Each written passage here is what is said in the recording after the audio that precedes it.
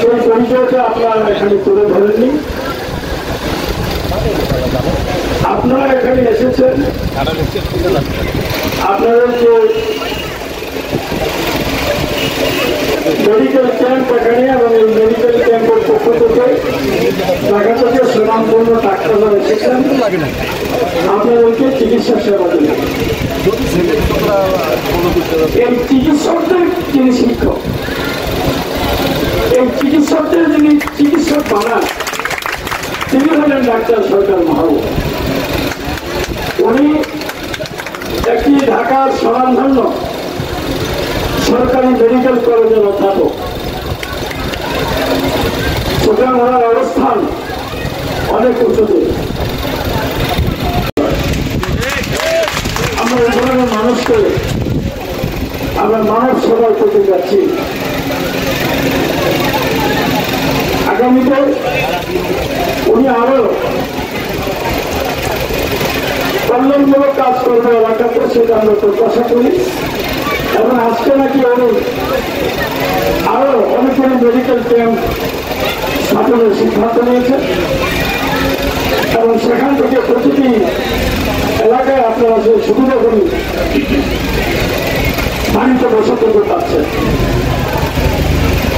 ওনার সাথে যদি আজকে আপনাদেরকে সময় দিতে পারতাম ভালো লাগতো।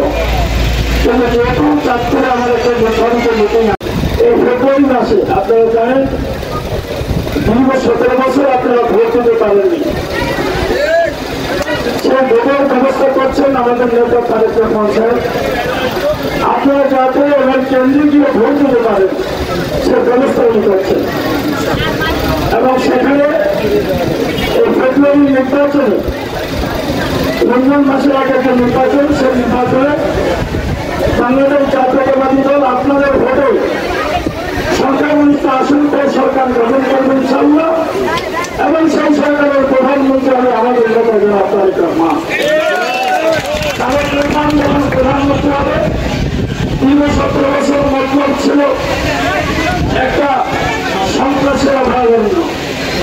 সেই সন্ত্রাস মুক্ত এলাকা আমরা আপনাদেরকে উপহার দেব। এখানে কোনো সন্ত্রাস থাকবে না, কোনো চাঁদাবাজ থাকবে না, কোনো মালিক যাবে না, ট্রাক স্ট্যান্ড থেকে চাঁদাবাজি করা, অটো গাড়ি যারা গরিব মানুষ অটো চালায় তাদের কাছ থেকে চাঁদা নেওয়া, এই সমস্ত মন্তব্য থাকবে না। আমরা চাই চাঁদাবাজ মুক্ত, সন্ত্রাস মুক্ত, মাদক মুক্ত মন্তব্য আপনাদেরকে আমরা উপহার দেবো আগামী দিন। সেই জন্য আপনারা আগামী ফেব্রুয়ারি মাসে সবাই ভোট কেন্দ্রে আসবেন এবং ধানের শীষ পার্টিকে আপনারা ভোট দেবেন। এই আহ্বান জানিয়ে আমি আমার বক্তব্য এখানে শেষ করছি।